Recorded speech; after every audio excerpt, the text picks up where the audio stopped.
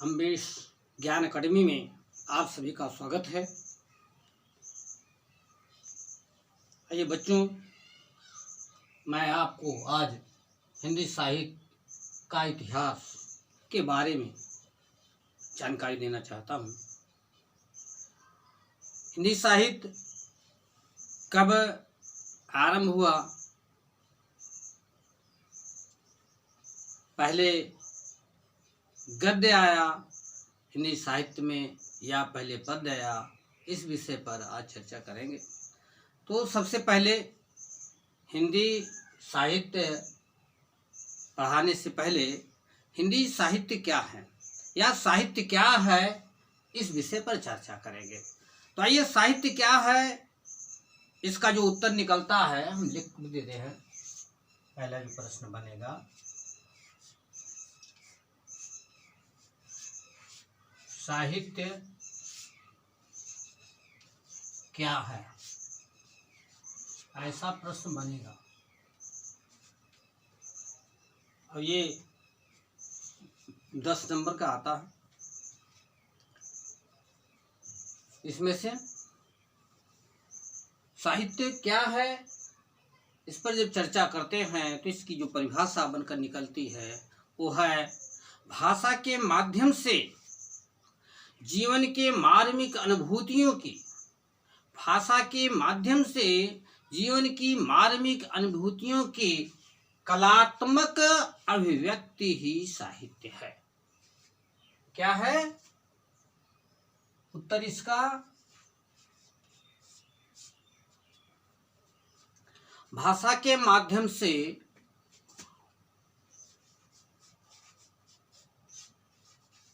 भाषा के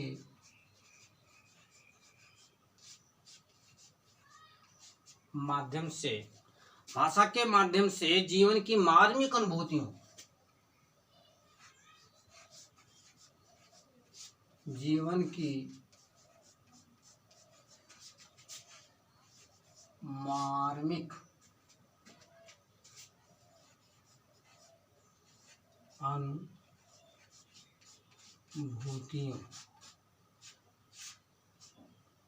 जीवन की मार्मिक अनुभूतियों की कलात्मक अभिव्यक्ति,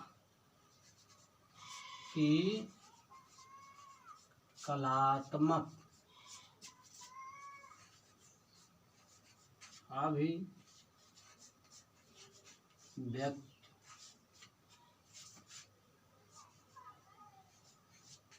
ही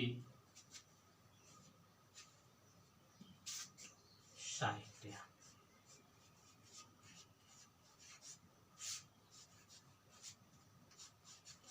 ये साहित्य की परिभाषा निकल कर आती है।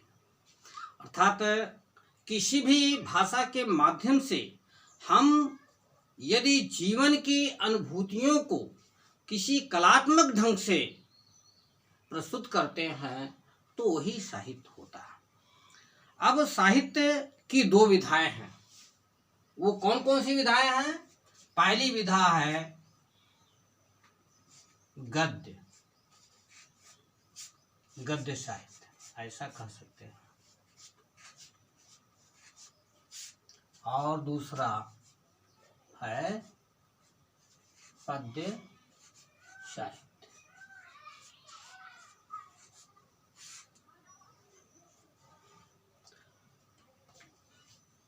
ये बच्चों, जब हम ये कहते हैं कि गद्य, तो गद्य क्या है, ये भी एक प्रश्न बनता है, या गद्य किसे कहते हैं। आइए यहाँ इसका उत्तर हम लिख कर देते हैं। दूसरा प्रश्न, गद्य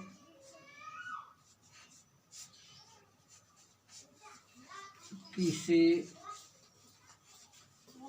कहते हैं, ये एक प्रश्न बनता है। गद्य किसे कहते हैं, इसका उत्तर यदि हम बताएंगे तो गद्य छंद ताल तुकबंदी से, छंद ताल लय तुकबंदी से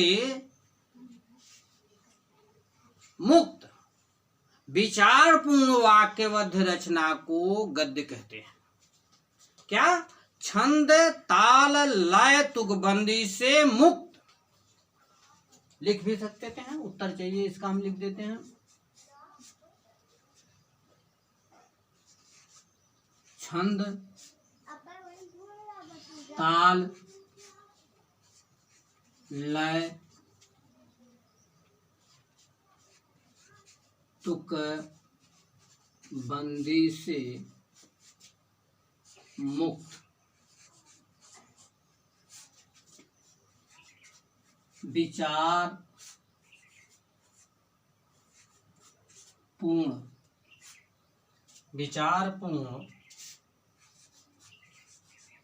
वाक्य बद्ध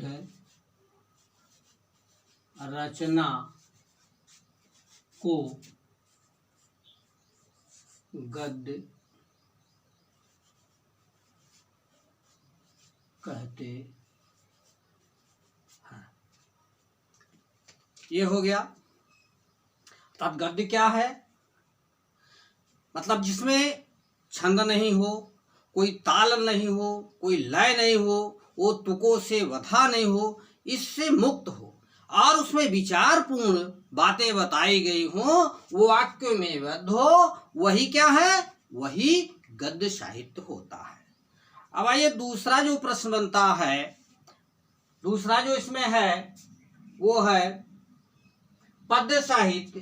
वो पद्य साहित्य क्या है या पद्य किसे कहते हैं? तो ठीक इसका थोड़ा सा उल्टा हो जाएगा। आप इसे भी देख सकते हैं। आइए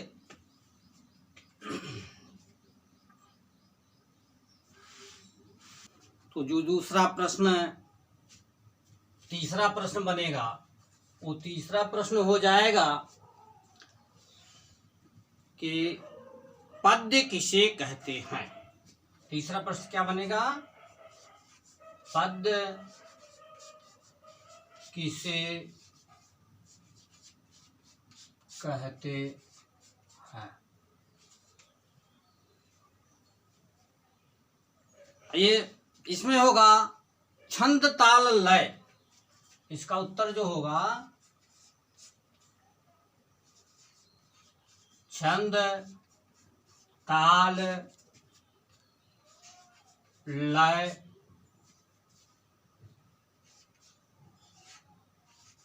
तुक बंदी से युक्त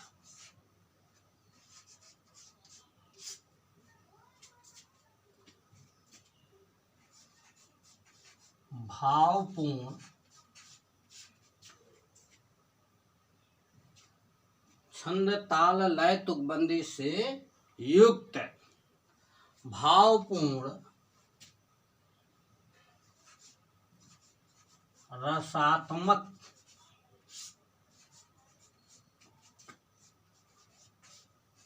साहित्य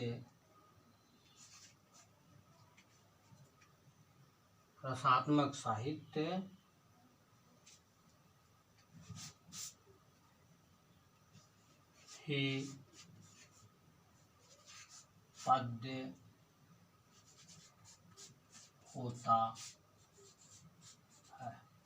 या रसात्मक साहित्य को पद्य कहते हैं। तो यहां देख रहे हैं गद्य में क्या होता है, उसमें छंद ताल लय तुकबंदी नहीं होती है, जबकि पद्य में ये सब होता है। छंद भी होता है, ताल भी होता है, लय भी होती है, तुकबंदी होती है। वहां जो गद्य में विचारपूर्ण होता है तो पद्य में भावपूर्ण होता है। आइए इसके आगे हम चलते हैं। अब विद्वानों का जो मत है वह है राउरवेल उक्त व्यक्ति प्रकरण तथा वर्ण रत्नाकर को प्राचीनतम गद्य रचना मानते हैं। क्या मानते हैं? जो गद्य की रचनाएं हैं वो राउरवेल 11वीं शती में, जिसका जो इतिहास मिलता है 11वीं शती में मिलता है, 11वीं शताब्दी में मिलता है। जो उक्त व्यक्ति प्रकरण है वो 12वीं में मिलता है, और इसके बाद अगला जो है वर्ण रत्नाकर वो 14वीं शताब्दी में मिलता है। तो इस प्रकार से अगर हम देखते हैं कि जो हमारा गद्य साहित्य है उसका आरंभ कब हुआ, उसका आरंभ 11वीं शताब्दी से, उसका आरंभ कब हुआ 11वीं शताब्दी से 12वीं 13वीं 14वीं शताब्दी के मध्य माना जाता है। मतलब ये जो इसका आरंभ हुआ 11वीं से 12वीं के बीच में ही ये शुरू हुआ। आइए अब देखते हैं कि जो हमारा पद्य साहित्य है ये कब से आरंभ हुआ। तो पद्य साहित्य जो हमारा है इसका जो इतिहास हम खंगालते हैं तो हमें मिलता है पद्य साहित्य के इतिहास में, उसमें उसका जो विभाजन दिया गया है, हमारे जो विचारक हैं उनके विचारों के अनुसार इस पद्य साहित्य को टोटल 4 भागों में बांटकर इसका अध्ययन करते हैं। और वो 4 भाग क्या हैं, वो चारों भागों को मैं आपको बताना चाहता हूं। इसमें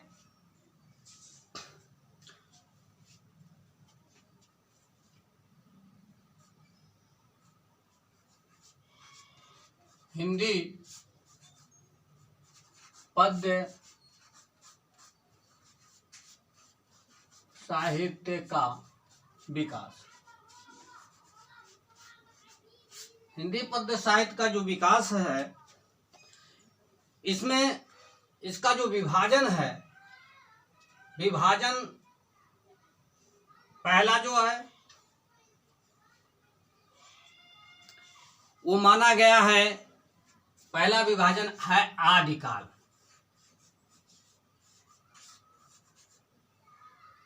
आदिकाल और दूसरा जो है वो है पूर्व मध्यकाल, पूर्व मध्य काल, और तीसरा जो है वो है उत्तर मध्यकाल, उत्तर मध्य काल, और चौथा जो है वो है आधुनिक काल, वो है आधुनिक काल। आदिकाल, आदिकाल को आप जानिए, आदिकाल के बहुत से नाम रखे गए हैं। आदिकाल का ही नाम वीरगाथा काल है और इसे चारण काल भी कहते हैं। ये 743 ईस्वी से 1343 ईस्वी तक इसको माना जाता है कि 743 ईस्वी में ये प्रारंभ हुआ और 1343 ईस्वी तक ये काल चला। इस काल को वीरगाथा काल के नाम से जानते हैं। और क्यों? क्योंकि इसमें जो है रचनाएं संपूर्ण ओजपूर्ण साहित्य लिखे गए हैं। वीर रस की ही कविताएं लिखी गई, इसलिए इसको वीरगाथा काल भी कहते हैं। अब पूर्व मध्यकाल जो प्रारंभ होता है 1343 ईस्वी से 1643 ईस्वी तक माना गया।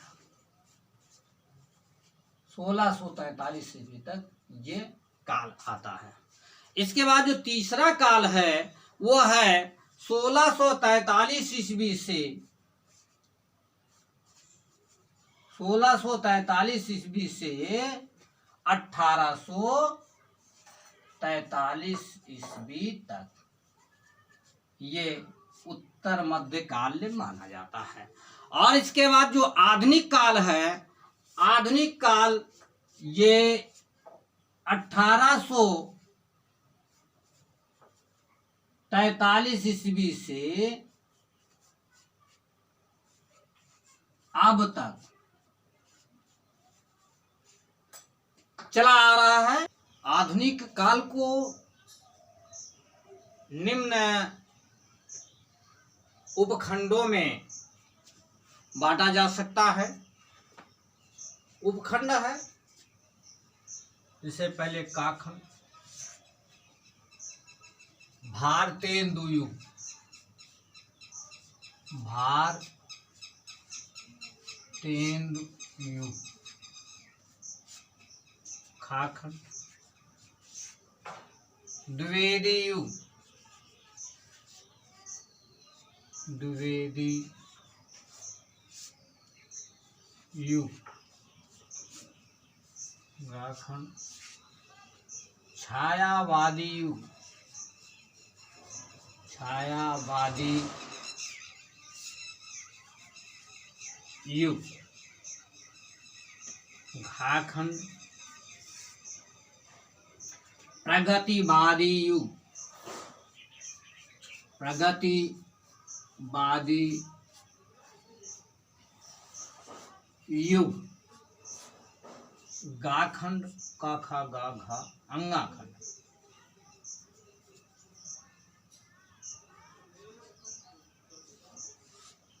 अंगाखंड, प्रयोगवाद,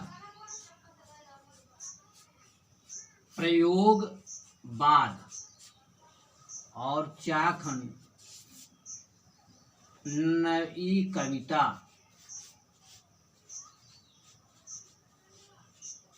नई कविता।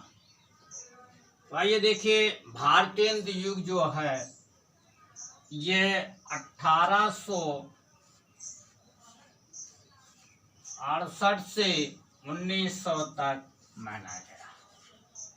और इसके बाद ये द्विवेदी युग 1900 से 1922 तक माना गया है। छायावादी युग 1919 से 1938 तक सभी ईस्वी सन है।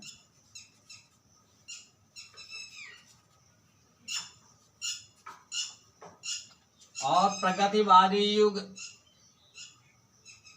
1938 से 1943 तक।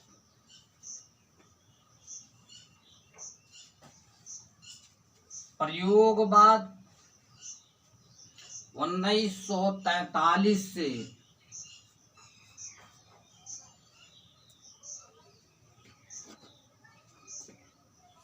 1955 ईस्वी तक। और नई कविता 1955 से अब तक यह है। अगले वीडियो में मैं आपको आदिकाल और पूर्व मध्यकाल, उत्तर मध्यकाल और जो आधुनिक काल है इनके कुछ प्रमुख कवियों के नाम और इसकी प्रवृत्तियां, इसकी कुछ मुख्य रचनाएं बताऊंगा। आज इतना ही। आपको कैसा लगा ये वीडियो, अंत में कहना चाहूँगा इसे चैनल को सब्सक्राइब करें, और ये वीडियो अच्छा लगा हो तो शेयर करें और लाइक करें। धन्यवाद।